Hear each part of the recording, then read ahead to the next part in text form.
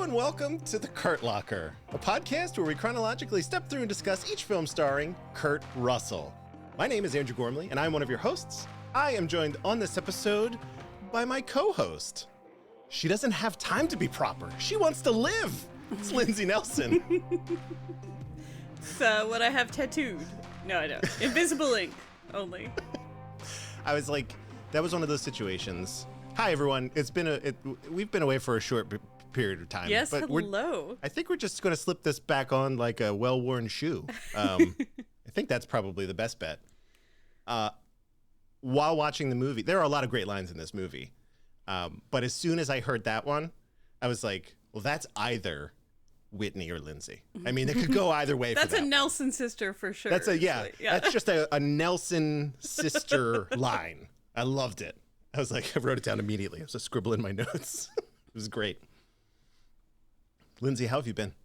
I've been good. Hot, as everybody in the world has. Everybody in this hemisphere, at least. But yeah, good. Making gelato, doing the stuff. How about you? I've been good. I just did a quick search. Our last episode was on January 11th, which is a bit. That's a bit of time. Just a bit, yeah. That is a period of time. That's when we did Captain Ron, a great film. A film. Of all of the Kurt Russell films, Captain Ron is one of them. Yep. I attribute a lot of the hiatus to myself, being a terrible manager of my time. But I'm happy. As soon as I heard your voice and another voice that might come a little bit later, I'm filled with this energy, this like good vibe energy. And we get to watch cool movies and talk about them. So this is great. I'm really happy to be back. Me too. I am going to. It's like, what's the next thing? I said it was like riding a bicycle. Yeah. We're gonna do some contact info and housekeeping, and then we're gonna talk about some stuff. As always, I want to mention you could find this and all of our other podcasts at 12and24.com. Thank God we have a deep back catalog of podcasts for you. But we also have a merch store, shirts, stickers, coffee mugs, all that stuff from TeePublic. They're quite good. I actually just got a tri-blend. Someone was talking about the shirt quality in our Discord, and I had gotten the tri-blend because my old John Wick shirt had kind of fallen apart. Yeah. There are stages. There are like you get a shirt, and then that might be a shirt that you wear out in public, and then there comes a tipping point with most shirts. I don't know if this is true with you, where then it becomes just kind of like a casual indoor shirt, and then it becomes dust, and that's what the John Wick shirt was for me. But yeah, you can get Kurt Russell shirts, you can get John Wick shirts, you get whatever you want over at our store there. You can email us kurtlockerpod@gmail.com. I would say you could hit us up on Twitter, but given the state of things, I just don't know if Twitter will be around that much longer. So maybe not even Twitter anymore. It's X. X now. Don't follow us on X, but if you, I guess we're Kurt Locker Pod. I haven't updated that in longer than we've updated this feed, so don't worry about it.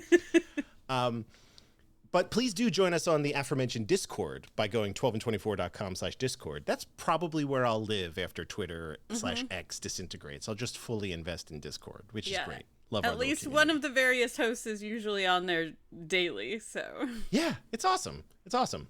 And then finally, if you want to support us with just a moment of your time, please share the show with your friends, rate and review us on Apple Podcasts and Spotify to bring more folks into the fray. We actually got a review in the intervening months that we had off, which is cool. This one came on March 21st, so very timely rereading of this this review, titled "Kurt's So Good." And I love a good piece of pun. I love a good pun. As the title of this podcast suggests. Love listening to this pod as a continuation and fan of Cool Breeze. Who doesn't love Kurt? The gang just knows how to have fun and not take themselves too seriously. Great mixture of analysis and entertainment, especially Figure It Out, Asshole. Check this pod out. You won't be disappointed. You love to hear it. Oh, thank you.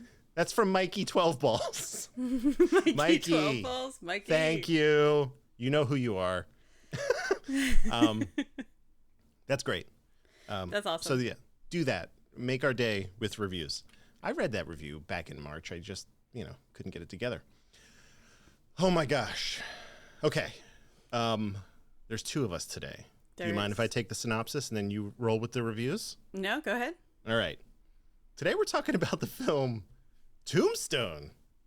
The plot synopsis from IMDb is: a successful lawman's plans to retire anonymously in Tombstone, Arizona are disrupted by the kind of outlaws he was famous for eliminating. This movie was written by Kevin Jarre? I don't know. Jarre? And directed by George P. Cosmatos. That's a good name. Yeah, that's a pretty great name. It comes up really big right after the narrator finishes at the end. It's like it looks good in that Western font too. Mm-hmm. Co-starring alongside Kurt are everybody in the 90s. We have Val Kilmer, Sam Elliott, Bill Paxton, Powers Booth, Michael Biehn, Charlton Heston, Jason Priestley, Stephen Lang, Thomas Hayden Church, Dana Delaney, Paula Malcolmson, Lisa Collins, and cameos from literally everybody. I think Billy Bob Thornton was in this movie for about 15 seconds. I mean, watching it, you just keep going, that guy? That guy? Wait, who is that guy? I know I've seen them in a bunch of stuff. Like, the whole movie is just... Yeah. This will date the podcast, but like I experienced the same thing recently. Like as of recording this yesterday, I saw Oppenheimer to complete the Barbenheimer experience. Naturally. And I did the same thing in Oppenheimer where I'm like, oh my god, what the him too, her too, everybody. So this is very much the same type of experience. But Lindsay, what do the critics and audiences have to say about Tombstone?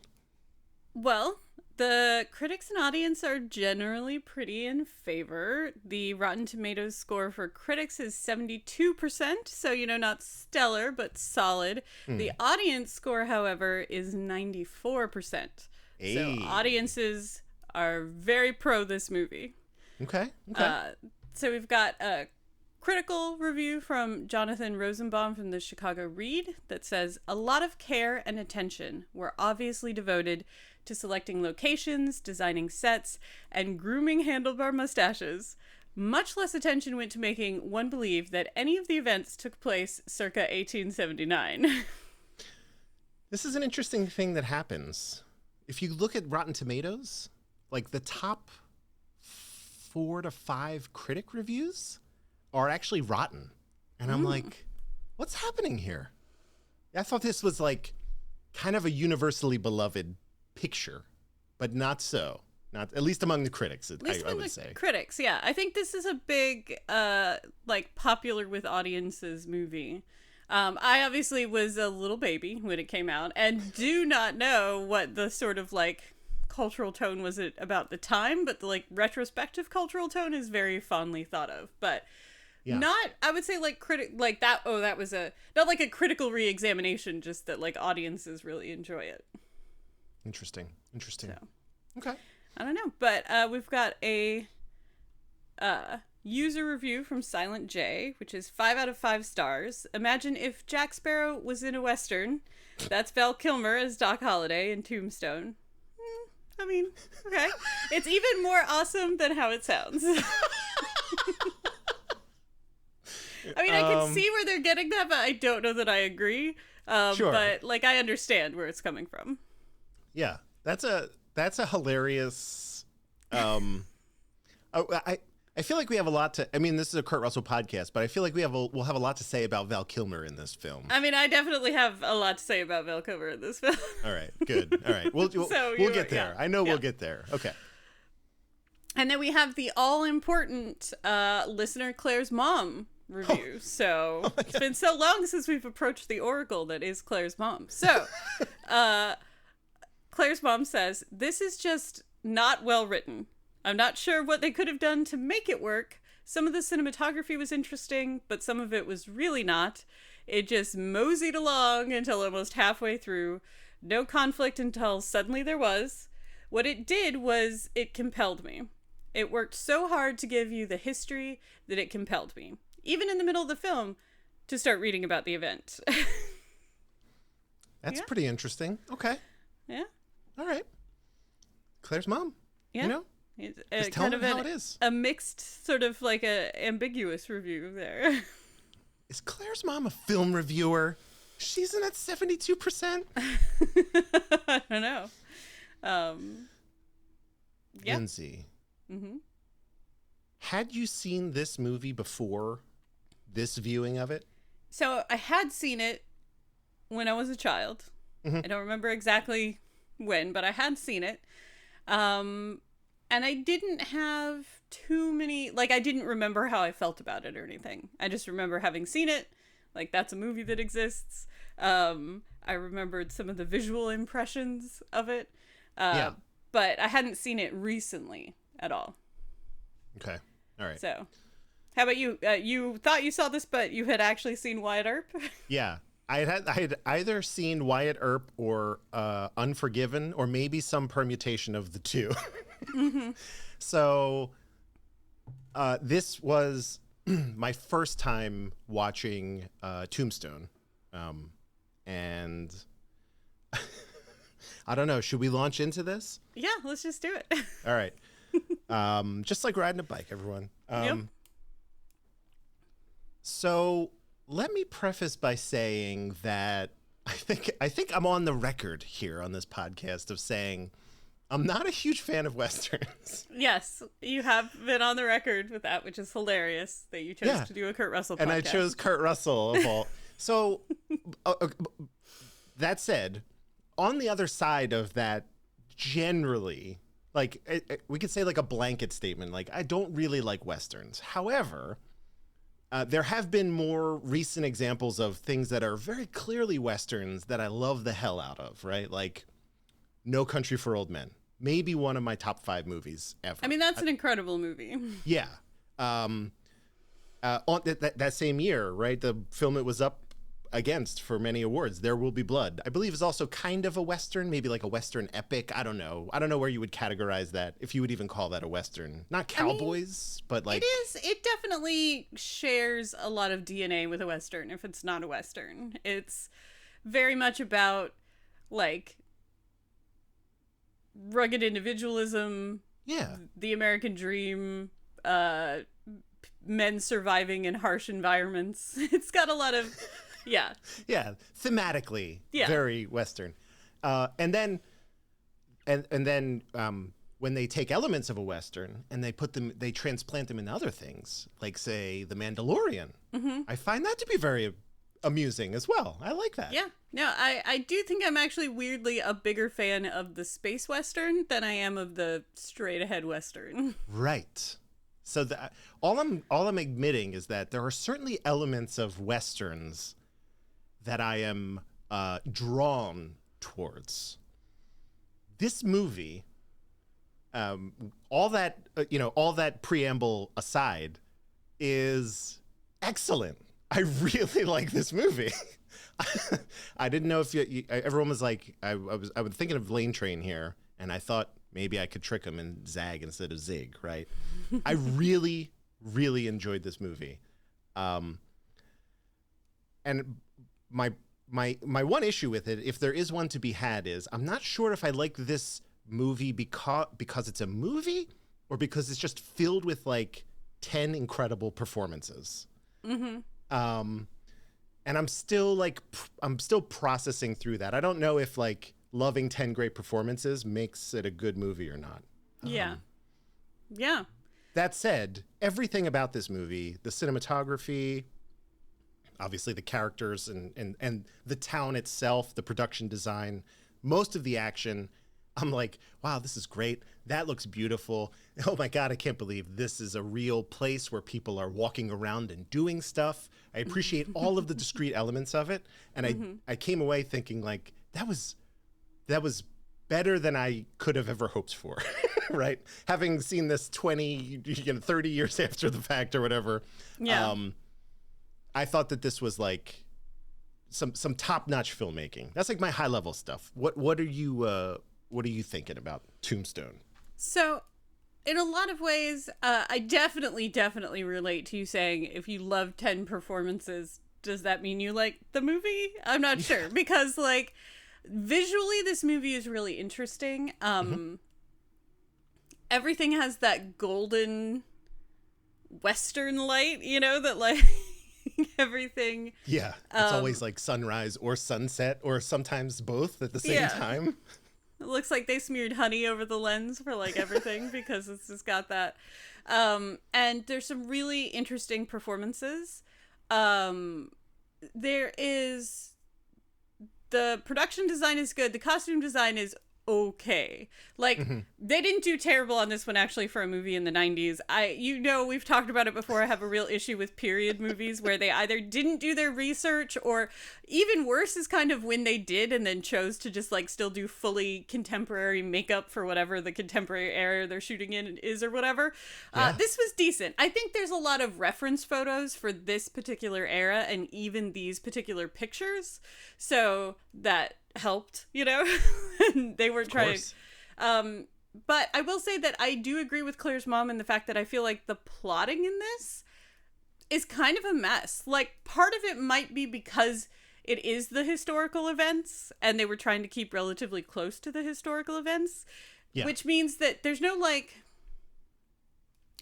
rarely super good beginning and end points in like actual people's lives. And the story can feel kind of meandering. This movie felt like a lot of vignettes more than it felt like a complete one story, Yeah. I will say that I do think in a lot of really good performances, Val Kilmer does steal it. Like, I think that the thing that you come away remembering most strongly from this movie is Doc Holliday, even though there are lots of really good performances. As a real life person, I do think that Josie Earp, who's the actress that he falls in love with, who they do actually end up getting married and stuff, is one of the most interesting people in this movie, and they do not spend enough time with her. Although I get also like she's as a real life person way more interesting than like Wyatt Earp, but I get that, So yeah, I will say that I enjoyed this movie. I liked rewatching it. I do feel like the plot and the pacing is where it kind of falls down. I also do find it weird. I also had the urge to look up again, even though I am kind of familiar. I've been to Tombstone. I've seen the, reenactments that they do in the museum and stuff. I do think it's weird how much America is obsessed with this incident. Because it's like became such a part of our cultural mythology. It's one of those stories. The real fight lasted for like 57 seconds. And it was a dispute between a bunch of vaguely levels of disreputable figures over not too much. I don't understand why this incident has become so mythologized. I don't understand what people find so compelling about it. It's just, the classic good versus bad, or maybe not but bad. It's not it sounds even like that. bad versus that's what I'm bad. saying. The Earps were maybe marginally better. Right. But they not weren't outright murderers. Yeah, but they weren't like good people either. I mean, they certainly weren't that much more law abiding, maybe just a hair more law abiding. And I definitely think one of the things that I do find interesting is that I've like I said, I've never really found Wyatt Earp that interesting as a historical figure. I do think one of the least attractive characters in this movie is Kurt Russell. I do think that he is one of the least compelling people. He keeps getting upstaged, I think. And I think that that's not so much his performance as, the writing of the characters. Yeah. Because, he sucks to his wife. But his wife also isn't... We aren't given any reason why anything that's happening in their relationship is happening. Yes, that's true. we aren't given any indication of what made them decide to get married in the first place. Have they always disliked each other this much, or just not even disliked each other, but just not connected? Or, you know, both of his brothers have much better relationships with their wives. They actually seem to, you know, like each other. Right. Whereas they don't. So maybe that's enough to like, you do have Val Kilmer, like, coming in and being incredibly magnetic, even though he's like feverish and tubercular all the time. He still manages to be way more charming and compelling than, you know, Wyatt Earp. So overall, I did enjoy this movie, but I do think that it has particularly some plot pacing problems. Yeah.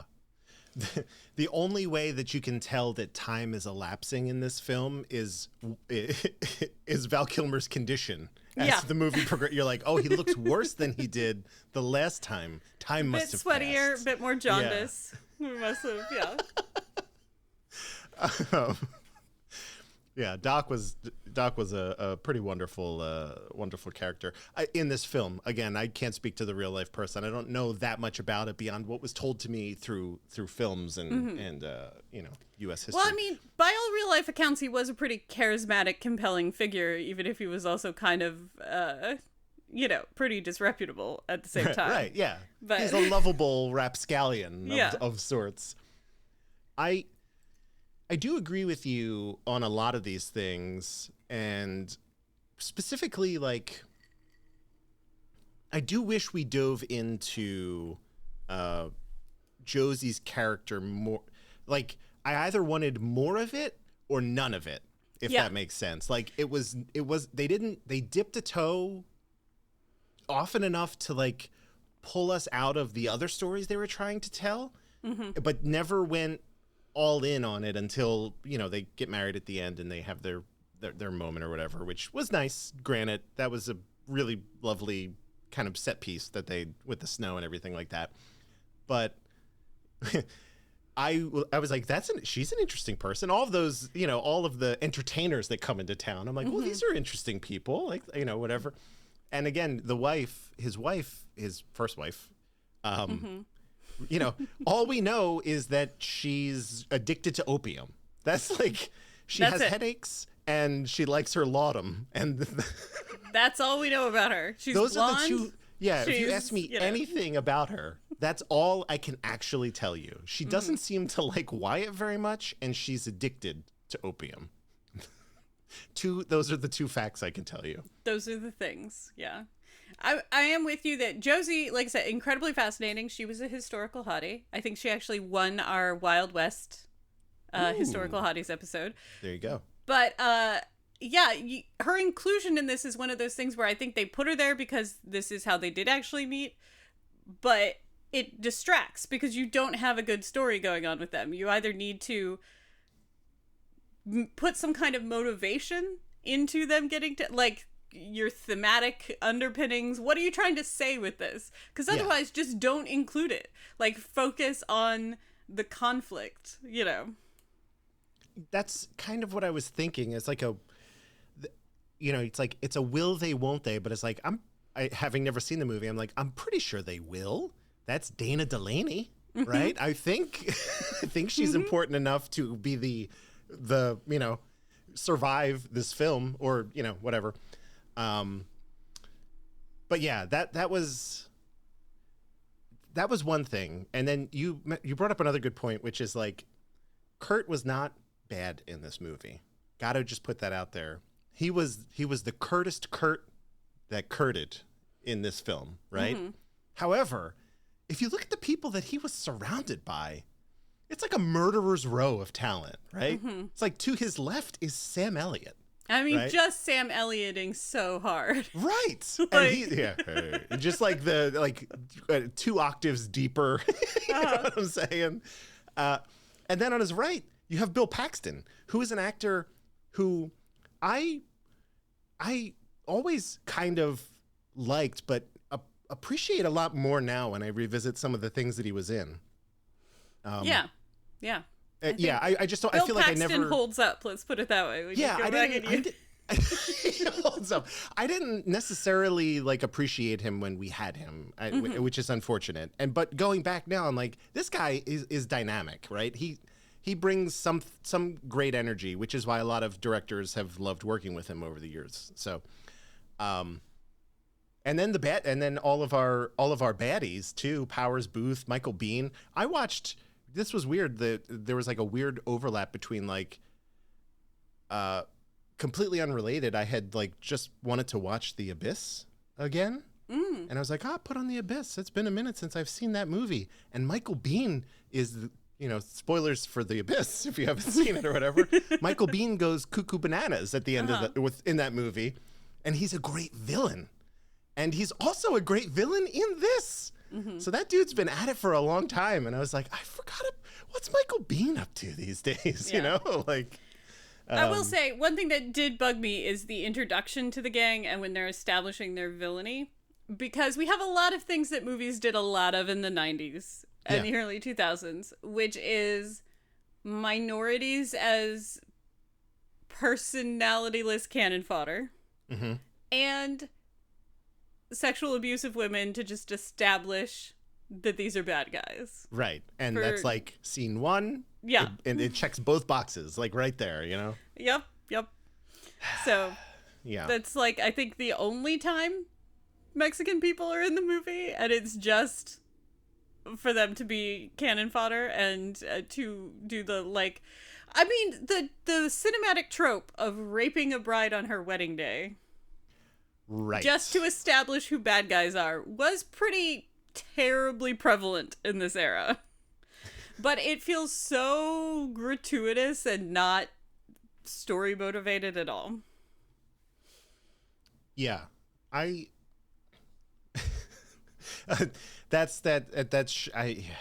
hate that. Was this based off of a book? I can't. I don't know. Okay. I mean, I don't know for sure. I feel like there just had to be something else we could have done. And also they established that the villainy, right, in that beginning scene by being heinous.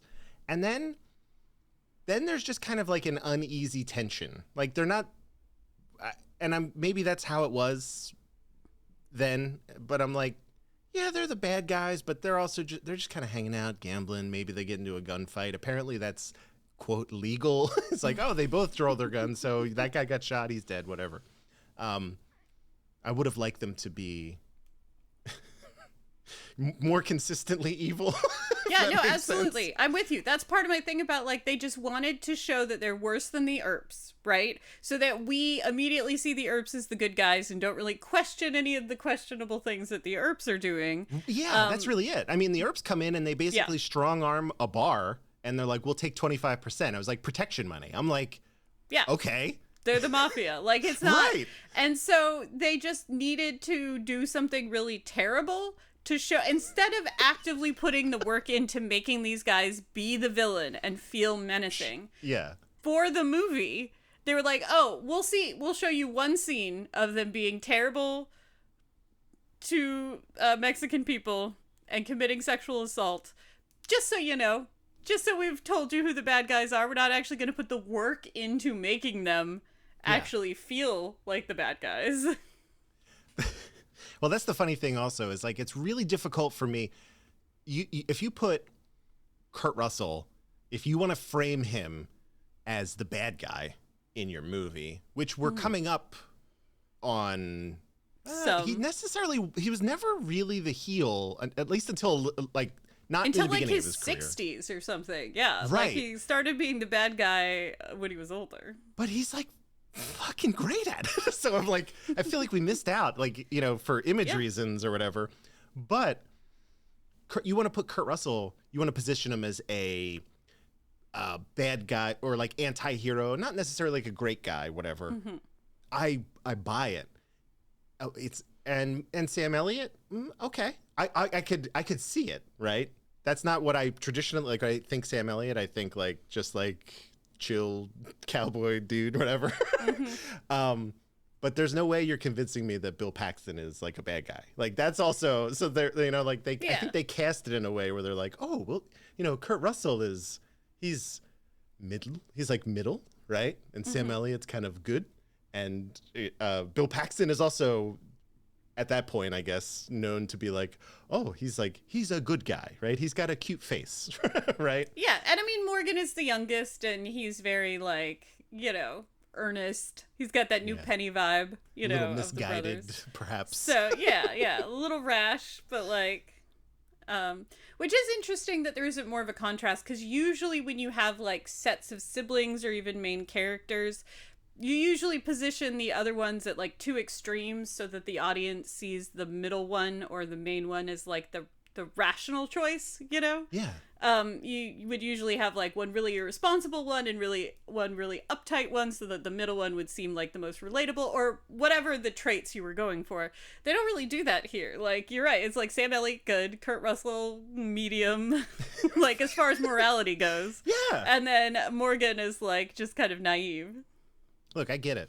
I mean, it's really, you want to put these guys on the poster, that you're going to, people are going to go see the movie, right? That's all I'll say is, that worked out great. Yeah. I think we talked about Kurt specifically, right? So the one thing that generally stands out to me in a Western, maybe not generally, because again, generally stands out to me in movies, right? Is the score. I'm always listening for that. Yeah. Can you tell me anything about the score of this film, Lindsay? It was there. Really? Yes. There was indeed at points Music a happens. score. Yeah. And it was wholly unremarkable. Yeah. Completely faded into the background. So it was not... It didn't give you those super spaghetti western vibes. It didn't give you, like, really emotional moment vibes. It wasn't bad, but I, like, never noticed it. That's a thing. Right? I think it's a small thing overall. But, like, the music can take something that is, a 6 and then just bring it to an 8, potentially a 9, right? Just by, like, adding the right score to it. So I thought that was a little bit of a miss for me. But overall, I don't know. I thought the action was pretty well staged. Again, pretty fast, and, like, I lowered my expectations.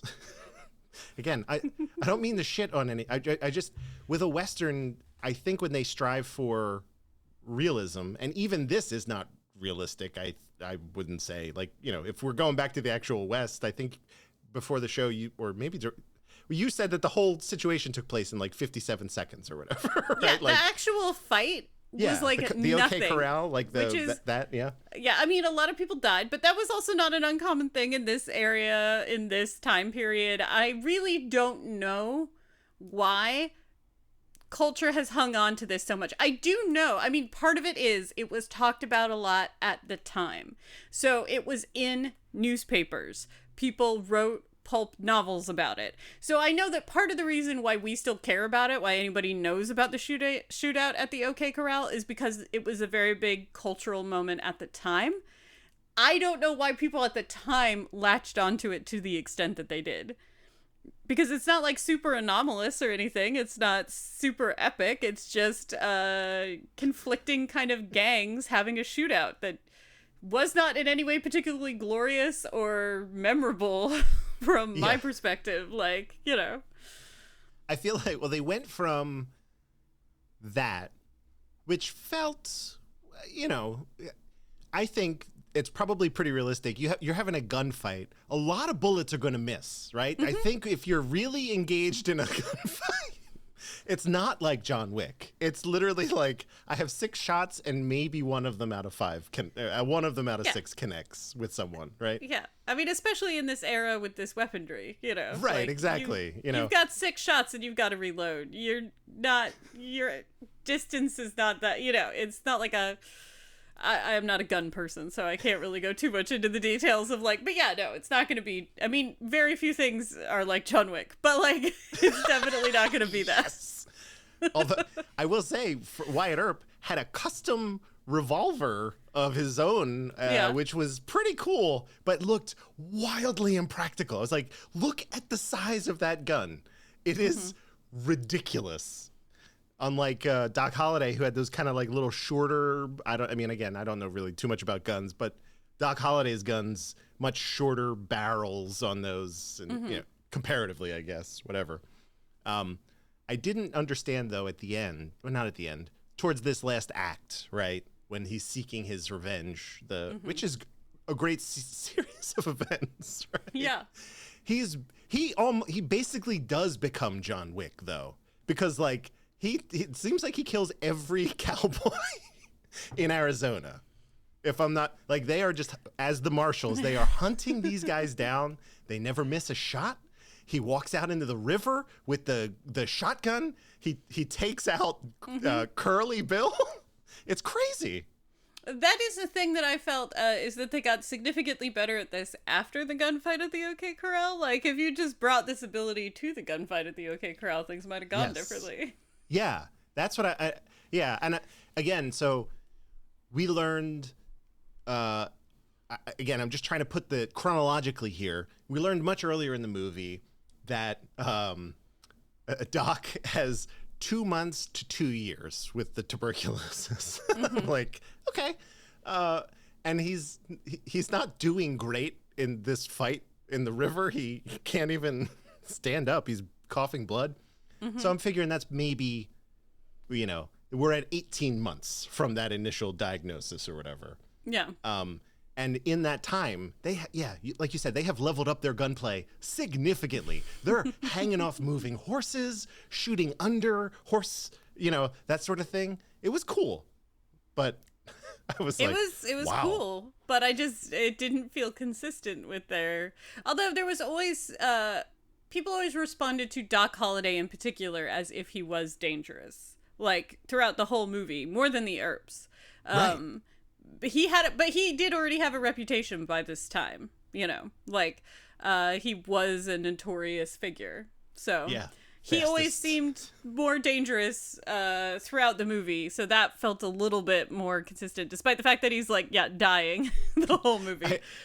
Even this guy who does not look good at all. He doesn't sound good, does not look good. You know, everybody's still like, oh, it's Doc Holliday. Like even at the last duel that they had with Ringo was his name, Johnny or whatever. You know, he comes, I'm your Huckleberry. You know, he does that, which is a great line. And that accent, whatever affect he has going on is chef's kiss throughout the film. He's like, oh shit. And when he emerges from between those trees, he does not look good. He's like white, like not healthy. And this dude is still like, oh shit. I will say, my fight's not with you. Yeah. Props to the makeup department, because they did an incredible job of making Val Kilmer look like he had a fever the entire time. I mean, I think the acting is definitely contributing to it, obviously. He gets shakier. He does a good job of looking like how you feel when you have a fever. You know, like that kind of shaky. But the makeup department always does an incredible job, because he, like, his skin and just the sheen that he constantly has. Like, yeah, it's... I should have had a little bit of foresight on this. I thought that I didn't want to expose myself to too much, but I thought that I may rewatch the film Wyatt Earp after this one to compare and contrast, as a compare and contrast situation. I did not do that, but I'm wondering if you had how, in terms of Westerns, right? Just overall, of the ones you have seen and experienced, where is this like top tier, middle tier? Where would you like kind of say, like at a high level, where are you going to put Tombstone? I would say that I would put it middle. Okay. because I think it's a very Western, right? Like, Yeah. it fulfills the brief. If you're in the mood for a Western, this will not leave you disappointed. But that's it for me on this one. There's nothing that, like, moved me or made me think or felt really compelling, you know? It was, and maybe it's because, you know, I know this story really well, but something like The Searchers. Ooh, okay. Yeah. Or, you know, No Country for Old Men. Absolutely. I'm trying to think, the name just totally escaped me, but the, again, Kurt Russell movie, Winter People. No. much later in his career, that was a remake of the John Wayne one. No. No, not Bone Tomahawk. Oh no, I was just listing ones where he's in a Western. Yeah, no, the one with the girl. Was that Hateful Eight? The Hateful Eight? No. Are we sure John it's a Wayne Kurt Russell wasn't in movie? there. Oh my gosh, this is gonna drive me crazy. I'm gonna have to. Are you thinking of the? Is it the one? Is it Jeff Bridges? The Oh yeah, maybe I'm messing up. Anyway, it doesn't matter. We'll move on because I can't think of the name, so clearly it didn't make that big of an impression on me. No, I mean it did, but like the things that I think make a really good Western, a really good anything really of any kind of story, but I definitely think is really true to a good Western, is something that makes you sit in your own morality. Like, what are you willing to do? What are you willing to survive? Where are your lines? Mm-hmm. What is your loyalty? Those are the kind of questions that a good Western should really bring up, I think, you know, because it's all about I would say people, but in the case of Westerns, usually men do when they aren't actively constrained by society in the same way. And I just didn't feel that from this movie. Interesting. So I wasn't bored. I was entertained. It was visually interesting. Like we talked about, great performances, but it's not going to stay with me. It didn't challenge me. It didn't compel me. So I would put it in the middle. What about you? Okay. All right. I just want to, was the movie you're thinking of True Grit? Yes, that is the movie I was thinking of. All right, I just wanted to make sure, because I'm sure there are people that are like, it's True Grit, goddammit! I know. I do that on podcasts all the time, so I'm sorry, everybody. Well, I didn't know either. I was like, I think it might be the dude in that movie, maybe. I seem to remember there was a young girl being transported. Yeah. I think I'm probably right there with you in terms of, again, it's almost not a fair comparison to put it. I realize it's not a fair comparison to be like, well, No Country for Old Men or whatever, because it's like, oh, well, No Country for Old Men had 60, 70 years or 100 years of Western influence to draw on to craft, right? Mm-hmm. And the Coen brothers have a sensibility that I am very drawn to anyway. It's a thing, right? I mean, they're incredible filmmakers. Right. I think they understand. Yeah.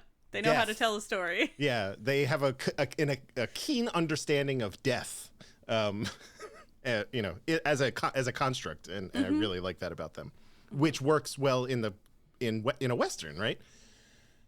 This one, I could see its influence in a lot of other things that I really like. And so I got to give it like retroactive props for that. Like, you know, I love video games, you know, Red Dead Redemption. It's basically this story, right? They just did like a palette swap and a name swap, and it's this. And I was like, this is interesting.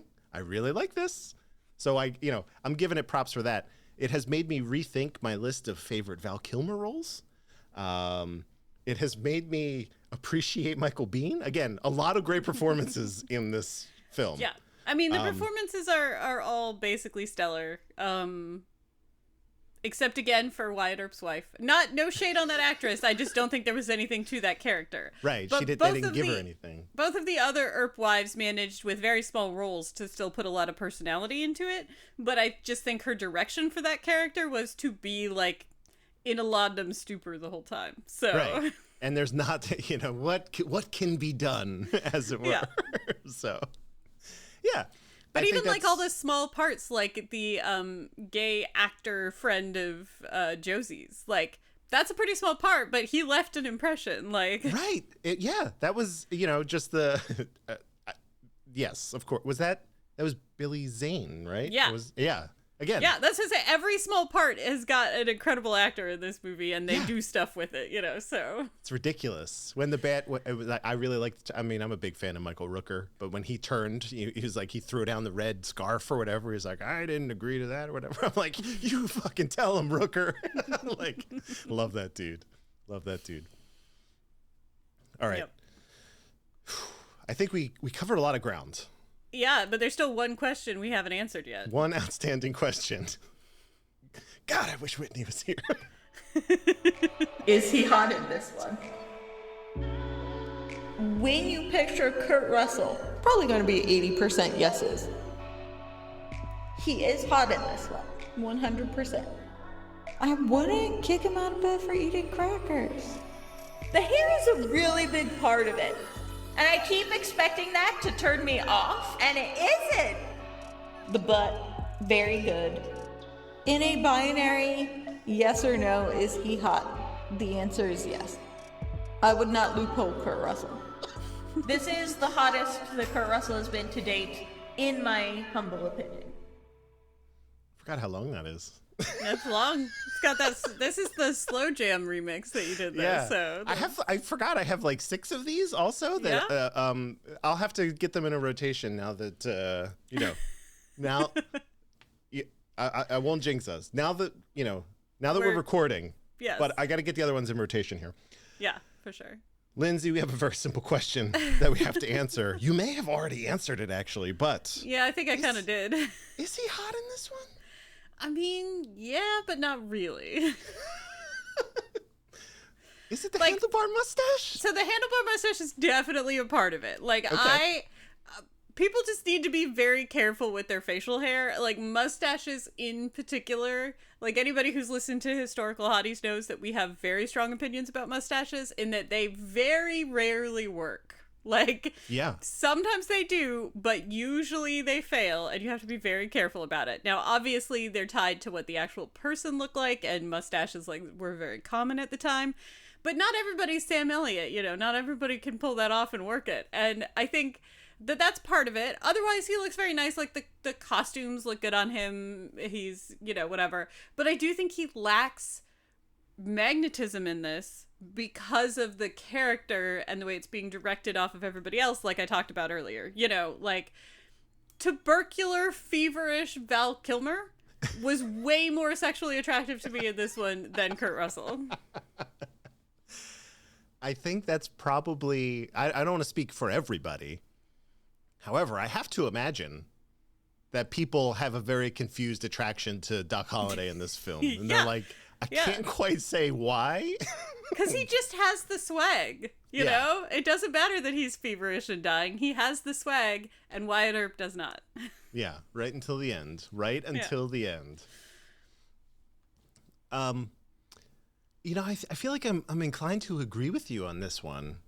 I do like when he goes full Marshall, and he's got the long black coat and the badge and the vest and the whole situation. It's like, this is very good. They all looked, actually, like all 4 of them, they all looked stupendous. No, that's good. There's a reason why that shot of them walking down the street is the iconic like image from this movie. So that, that's quite good. That's good. But overall, I tend to agree with you. And it's more for I think the mustache is good. However, whenever you're next to Sam Elliott, your mustache is going to pale in comparison. Right. It's not. It's just, you got to know when to hold them and know when to fold them, as it were. That said, I do think it's mostly attributed to personality in this one, and not so, he's surrounded by very lovable / likable / charismatic people, and that you pick one, pick two, pick three, whatever. He may be among them, but it wasn't the case for me. This was like Val Kilmer's movie. Truly, It really was. Like, this movie should have been called Doc Holliday. But, I mean, yeah. or I'm Your Huckleberry. Oh my God. We got that line the first time, and I was like, that was beautiful. But then we got it the second time, and I was like, this is extraordinary, exquisite. Excellent callback there. Yeah, no. And it is like, because Josie, for the bit that she's in, is so interesting. And again, like I said, I might be biased because I know like a lot of her life story, and she only gets more interesting the like more you know about her. But I am like, why are you into him in this movie? I don't. He's surrounded by so many charismatic, compelling people. I do not get what pulled your focus to him. That's true. Well, he's a tall drink of water, I believe. I mean, I guess. But not even really the tallest drink of water. Right. I think. So not even that. I don't know. It's weird. It's just a confounding movie all around at points. Yeah. But yeah. All right, I'm glad we covered that, and we're kind of we're in agreement about that as well. So that's good. That's good. Well, should we see if Charles has completely forgotten about us? Maybe time passes differently in the void. I don't know. Maybe it is January 11th. Maybe in the void it's January 12th. We don't know. We don't know. All we know is that this opens the portal to the void. Figure it out, asshole. We're gonna find out who's who. I mean, I'd peg us at a D- for this kind of thing. Keeping you at a disadvantage is an advantage I intend to keep. Think you can win on talent alone? You don't have enough talent to win on talent alone. I honestly don't remember, okay? Ask about horses again, I'll slap you red. Hey! That was fun! Oh my gosh. I love that song too. Figure It Out, Asshole is our very own quiz show where the host will ask each of us 3 questions. If one of us gets the answer wrong, the other participants have a chance to steal, assuming they remember the remaining answers, which I don't know about you, Lindsay, but I don't think my memory has gotten better since the last time we recorded. No, I don't think so. We'll see. I usually try and watch the movie like the day of or the day before, and that did not happen in this case. I watched this movie like a month ago. Yeah. So, all that said, I'd like to introduce our master of ceremonies coming to you live from the void, Charles Nolan. Hello, everybody. Hello, Charles. It has been a very long time. Yes, it has. So time does pass in the void. Same. Got it. Or is it longer in the void? It's longer, shorter, and the same, all at the same time. Oh no. Okay. Yeah. That sounds difficult to keep track of, but It is hard to explain. well, I'm glad you're here. Me too. Are we? Do we remember how to do this thing? I mean, it's been a minute, but I think we're doing okay so far. I think we're managing. I'm confident in your abilities to get these questions. All right. Well, Here Take we it away. go. Yeah. Let's go ahead and jump right in, starting with our first question to Lindsay. Who was slated to be in this movie but fell from his horse, injuring himself, instead providing the narration for the opening and closing scenes? Was it John Wayne, Robert Mitchum, Thomas Hayden Church, or Jimmy Stewart?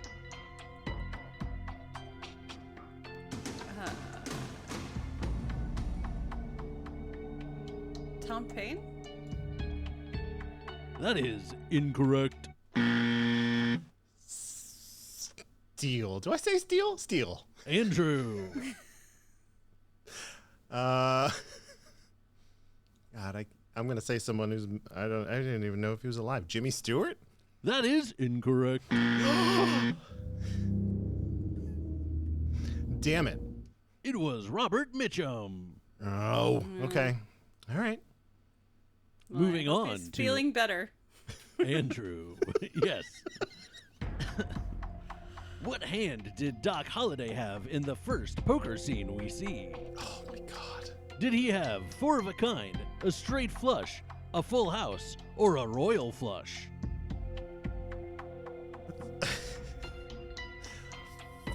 Four of a kind. That is correct. Yes. I was pretty sure I actually knew that one. I was like, I have no idea. I feel like a royal flush would have been like, we're gonna kill this guy. That never happens. But hey, that's all good. Moving on to Lindsay. As the Earps ride into town, we see a grave for Lester Moore. How long has a gravestone with that epitaph been on display in the actual tombstone? Ooh. Was it 40 years, 60 years, 80 years, or 100 years? 60 years. That is correct. Nice. Nice. Pure guesswork. Impeccable. Moving on to Andrew. All right. Bayan states that the town is growing and will be as big as where in a few years? Is it Phoenix, Flagstaff, San Francisco, or Bisbee? Oh my God, I hope I get this right because I think I remember it. San Francisco. That is correct. Yes. All right. Moving on to Lindsay. What drink does Bayhan order for Miss Marcus after the show? Is it whiskey, bourbon, beer, or champagne? Champagne. That is correct. Damn, killing it. No one's more surprised than me. Nice. That may not be true. I am quite shocked.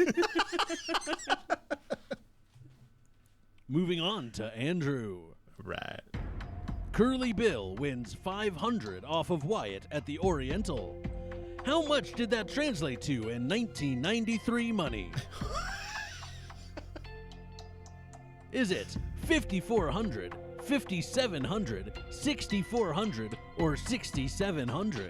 Oh my God. What were the numbers? Inflation. In the gold standard, carry the 1. Don't forget compound interest. Compound interest. $6,400, I think, was an answer. I'm gonna go with that one. That is incorrect. Steel? Lindsay. 54? That is incorrect. Oh no. It was $6,700. I almost went higher and then I didn't do it. All right. That's a lot of clams. That's a lot of simoleons. It is a lot of money. Moving on to Lindsay. Which of these actors was not originally considered for Doc Holliday? Jeremy Irons, David Bowie, Willem Dafoe, or Liam Neeson? I'm gonna say David Bowie. That is incorrect. Really? David Bowie is Doc Holliday? That would have been wild. I would have loved that. Steel. Andrew. I just pivoted in my own mind. I was so sure of what I was gonna say, and now I'm second guessing. I'm gonna go with Jeremy Irons on this one. That is incorrect. Son of a bitch. I was gonna say Willem Dafoe. That would still have been incorrect. God damn. Liam Neeson. Liam Neeson was not considered for Doc Holliday. See, I would have put him above But Dafoe, Jeremy Irons and Willem Dafoe absolutely were. I guess that tracks. I mean, guess. Willem Dafoe and Jeremy Irons and David Bowie all do have that kind of angular fae thing going on that works for Doc Holliday, so I get it. Yeah, all right. I can see. All right, I see it. I'm convinced. I don't really have a concept of money, but I would pay a lot of it to see David Bowie as Doc Holliday. I mean, me too. I picked David Bowie because I was thought there's no way that would have been possible. That's too cool. But now, yeah, I'm with you. I would pay some money. I mean, I love Val Kilmer's performance in this, but true. I want to see David Bowie do basically everything. Yes, exactly. 100%. Right. That this is whole correct.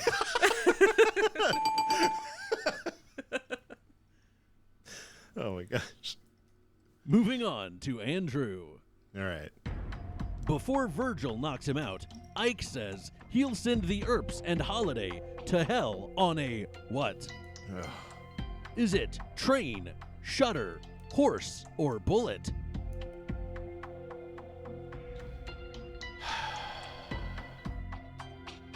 Train. That is incorrect. God damn it. Steel, Lindsay. bullet. That is incorrect. Oh my God, what's happening? He'll send him to hell on a shutter. Oh no. Okay. We should have figured that out just because it's more Nonsense. incongruous. Yeah, it's complete and utter nonsense. With 4 questions left, the scores are 2 to 2 to 4. God damn it. All right. We need a win. Moving on to Lindsay. What is anachronistic about the Peacemaker pistol that Wyatt Earp uses? Is it its comically long barrel? It shoots 7, not 6.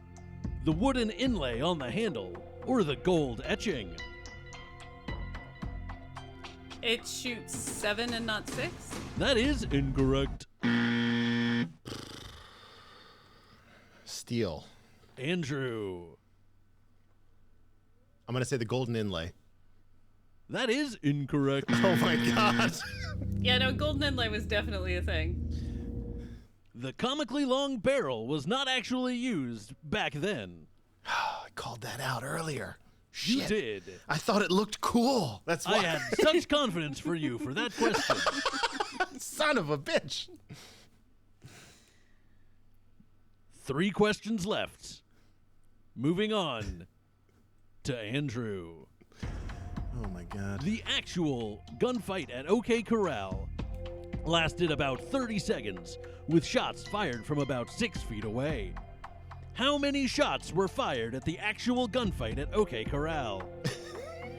Was it 15, 20, 25, or 30?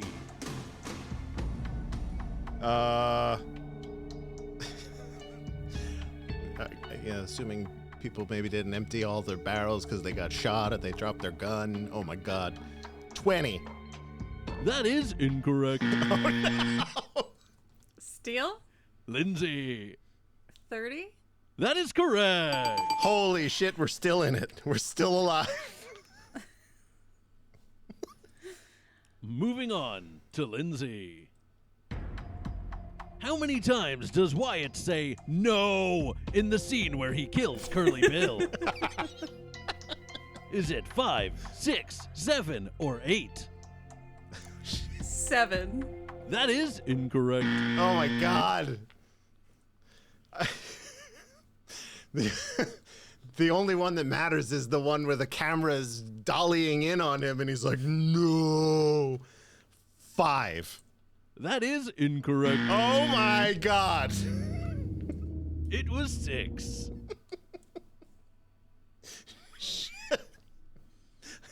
For the final question of regulation, figure it out, asshole. Andrew.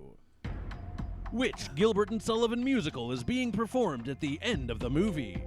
Oh, I'm terrible at these. Trivia questions? Musicals. Was it Pirates of Penzance, The Mikado, HMS Pinafore, or The Sorcerer? Jesus Christ. That was not one of the options. Oh my God. I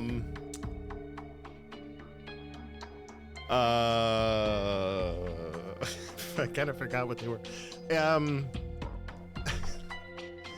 HMS Pinafore. I remember that one. That is correct. I knew this one. I can't believe you stumbled onto Pinafore. I remember Lindsay, or not Lindsay, you're Lindsay. I am Whitney Lindsay. yelled at me because I was like, I don't know what it is. And then she sang part of it, and I can't remember what it was. And she was like, I was like, oh, yeah, I remember that from cartoons or something. Was it I Am the Very Model of a Modern Major General? That's the one. And it Yeah. was from Animaniacs. Animaniacs. That's why I thought it was that song, because they did the Around the World song too. Listeners, it's the exact same conversation. Sorry. All right, there we go. Sorry. Yeah, Moving on. Pinafore is he is an Englishman. That song. Got it. All right. Moving on to the bonus round Oh my of gosh. Figured Out Asshole, where questions are posed to no one in particular, and anyone can buzz in to guess the right answer. Let's hear those buzzer sounds, starting with Lindsay. Ding ding ding. Moving on to Andrew. Bzz. Wonderful. There are 3 bonus round questions. The current scores are 3 to 3 to 6. What have we done? That's what happens when we take a break for this long. Oh my gosh. First episode back. Here we go. Question number 1. According to Val Kilmer, how hot was it the day they filmed the Birdcage Theater scene? Was it 110, 128, 134, or 150? Oh my gosh. Andrew. 128. 128. That is incorrect. Steal. Lindsay. 150. That is incorrect. It was 134. Oh no. Okay. Which of these actors was considered for the role of Wyatt Earp? Was it Powers Booth, Richard Gere, Dennis Hopper, or Charlton Heston? Ding ding ding. Lindsay. Richard Gere? That is incorrect. Oh my god. I forgot the third person. So I guess I got to go with Powers Booth on this one. That is incorrect. The third person is the one you needed to remember. It was Dennis Hopper. God damn it. Dennis Hopper Oh. would have been wild. Wild. Buck would've- wild. Hopped it up. The mania that would have been if Dennis Hopper was playing Wyatt Earp. Yeah. And the final question of the bonus round of Figure It Out Asshole. What kind of tree does Doc call Wyatt to say he stands firm against his interest in Josephine? Was it an oak, an elm, a sycamore, or an ash? Ding ding ding. Lindsay. An oak? That is correct. Well done. Well done. That brings our scores to Andrew with 3, Yes. Lindsay with 4, and the Void with 8. A landslide. I think I still have to play this. And you were meant to be here Yes. tonight.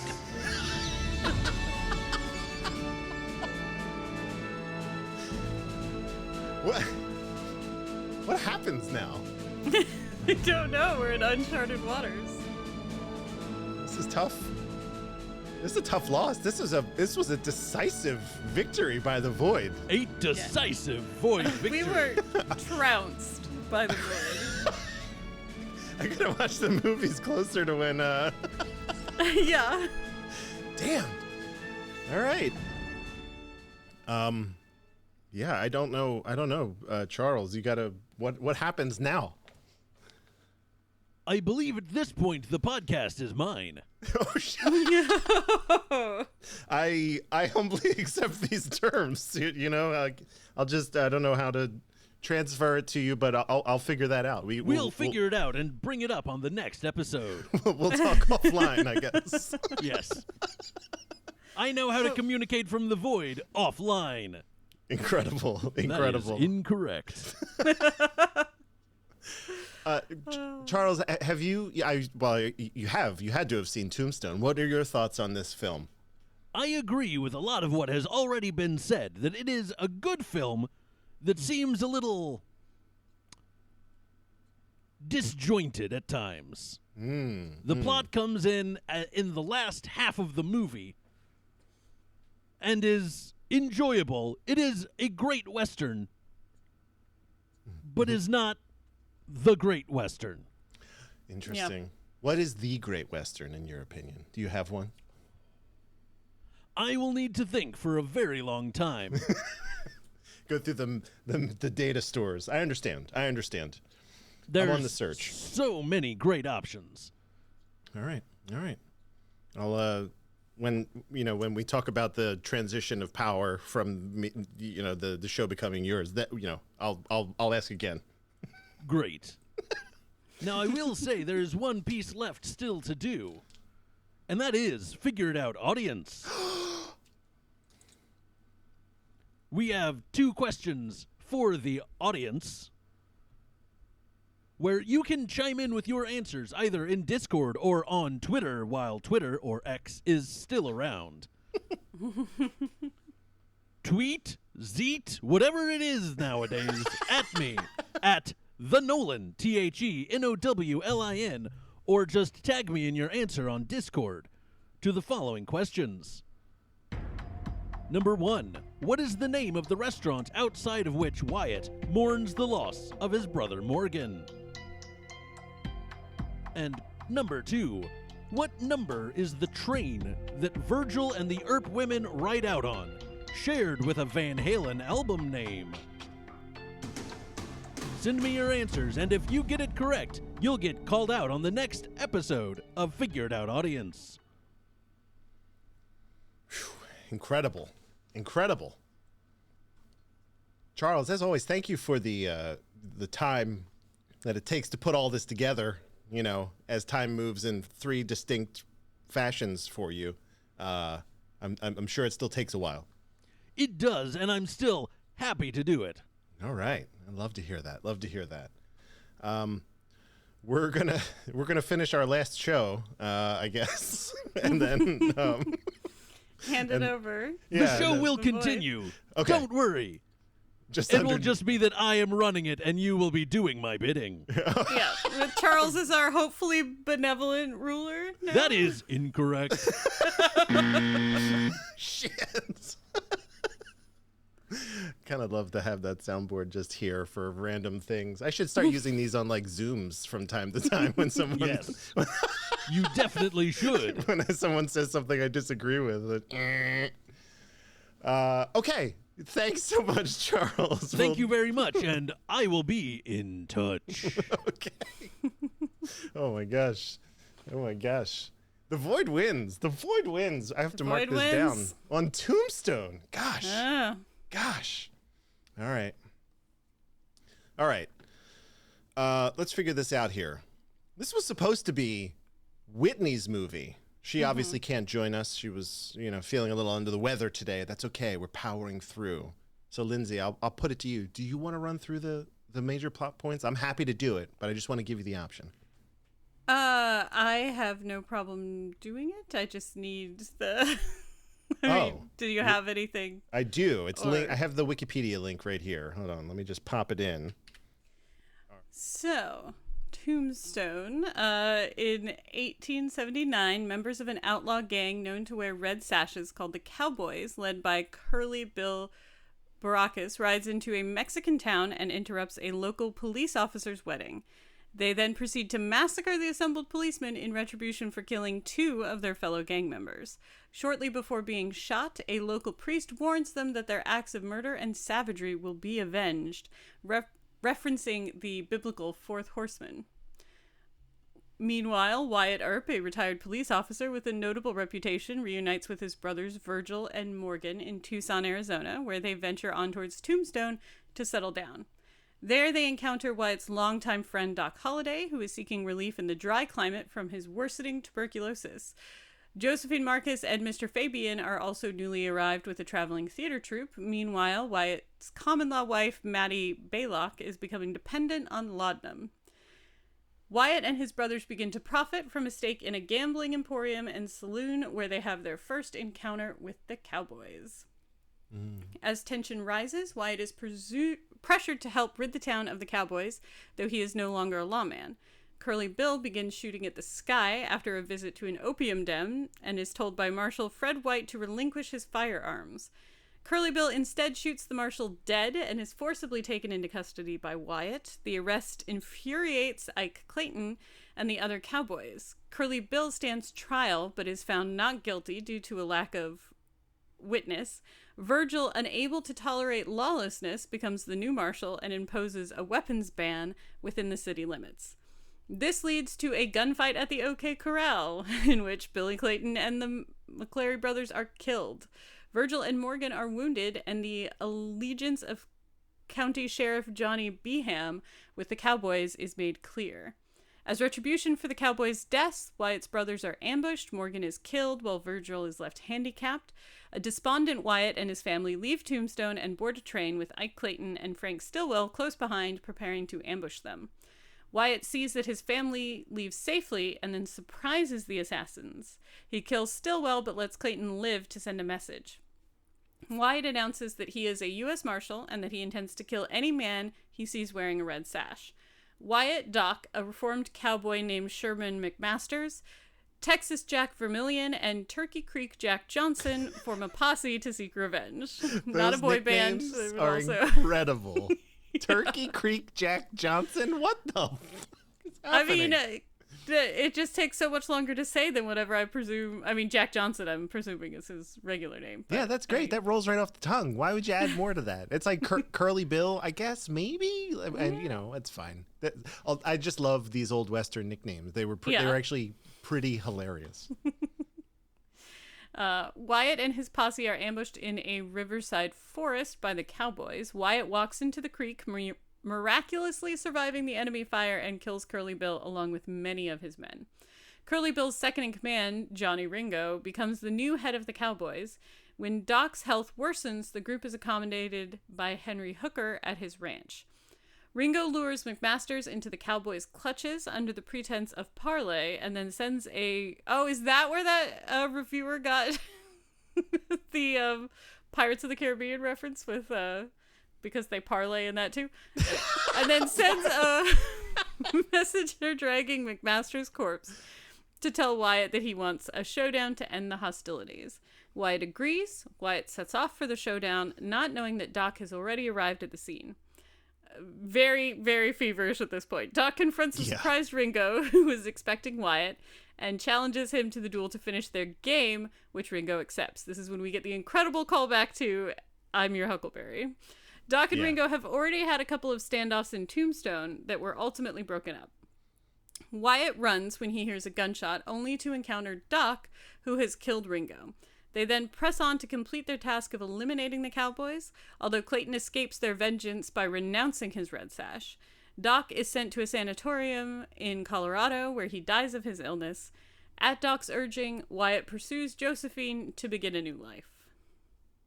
They dance in the snow after a show.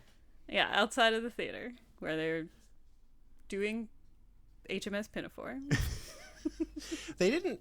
It is funny. I completely forgot that, like, for about, what are we talking total seconds of screen time? 30?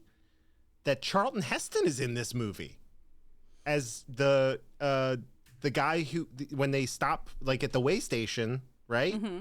That's like, that's Charlton. And why? It's just one of those. They seem to have, like, I don't know, maybe called up a bunch of their friends or something. They somehow got every bit part. It was like it's a much smaller cast, but in Bones and All, Have you seen that movie? I haven't seen it, but no, yeah, I've heard. Every single person in that movie, he like called up all of his friends and asked them to come work on it for so it's like Incredible. the server at a diner or the orderly in a who has like 3 lines is an incredible actor. You're like, there's no normal people in this movie. It's all like, yeah, it's all just the top of the list. That reminds, Yeah. I mean, that's like that's also like the what the heck was that? Jon Favreau Chef. I don't know if you've ever seen that. yes, yeah, no, So similar. basically, you're like, Robert Downey Jr.'s in this. How much did this movie cost to make? It was like $3 million. Just calling up friends. He's like, I'll do this one for you for free, buddy. It's great. Yeah, the movie where Jon Favreau was like, oh yeah, my ex-wife was totally Sofia Vergara, and my current girlfriend is Scarlett Johansson. Right. Don't think too hard about it. Who's writing this? Oh, oh, that's right. So, classic Fav. All right. This has been an eventful episode. We're back. We're talking Westerns. We started a whole new era of the Void being in charge. Yeah, I feel like we should probably just declare a new season of the show at this point. I don't know. Yeah, it's hard to something. know what comes next, but we'll let's finish it off the way we normally do, and then we'll see what happens next. I don't know. Yeah. So, Lindsay, do you ultimately recommend this film? I do. Yeah. Okay. All right. I do as well, right? Again, I gave my prefaces up front about not being a Western guy, but I had a lot of fun with this one. I really did walk away from this one feeling great. The more interesting, thing here is where we're going to put this in the Kurt Russell movie rankings as of right now. Okay? Yeah. So we're in the year of our Lord, 1993. Okay? Your top 5 is great right now. Do you want to Solid. run down your top 5? Yeah, my top 5 is The Thing at number 1 with a bullet. Escape from New York, also very securely at number 2, and Big Trouble in Little China. It is a solidly Carpenter list up top. Right. And then we have Silkwood and Backdraft. Okay. So basically my debate is which side of Silkwood am I putting this on? Oh, that's high. All right. I Yeah. like that. So I think this is going to go... I think how compelling some of the performances are in this is going to push it just right above Silkwood, so it's going to be my new number 4. That's incredible. All right. I love that. Yeah. You can't, you can't deny Meryl Streep and Silkwood. However, Yeah. Silkwood had a much more cohesive story, but there's some very, very charismatic performances in Tombstone, and I do think it is a solid Western. It's not an incredible Western, but it is a solid Western. There we go. All right. So my top 5 is a little just slightly different from yours. Big Trouble in Little China, followed by Tango and Cash. Then The Thing, Escape from New York, and Backdraft. Then comes Silkwood for me. And I'm going to also place mine right above Silkwood. So it doesn't crack the top 5, but it's right there at number 6. I had a really, really surprisingly good time with this one. And, I don't know if I'm going to revisit it again. Maybe. You But still have to do a Wyatt Earp off and compare it. We gotta, that's maybe the next thing if we decide we want to do some twin movies. I'm sure there are about 9,000 podcasts about that. But I've never come count across this one, movie out. But yeah. Yeah. So that's really that's kind of the list.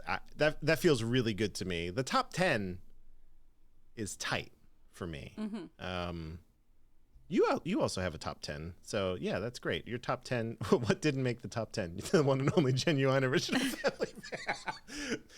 Dead last with a bullet. What's the length of Lindsay's list? the one and only genuine original family band is the highest number possible on that list. For everyone except Whitney, who put Super Dad at the end, having not even seen the film. I didn't see it principle. either, but You could put it at the end just on principle. Yeah. That also works for me. All right. The next episode is very exciting. I will be walking us through a film called Stargate. I believe Lindsay will be with us on this episode as well. I do intend to be, yes. Okay. I had a very strong Stargate period as a child. Incredible. I feel like I've seen this movie, but I have next to no recollection of it. And every time someone says Stargate, I actually think of MacGyver, because I've never seen an episode of the show, right? But that has somehow made its way into references between friends and stuff in such a way that I'm exposed to it constantly, more so than the movie. And so we need to fix this. I need to recalibrate so that it becomes a Kurt Russell property again. The Stargate, the TV show, is very referenceable because it went on for a pretty long time. It's one of those shows that people are surprised by how many seasons it actually had.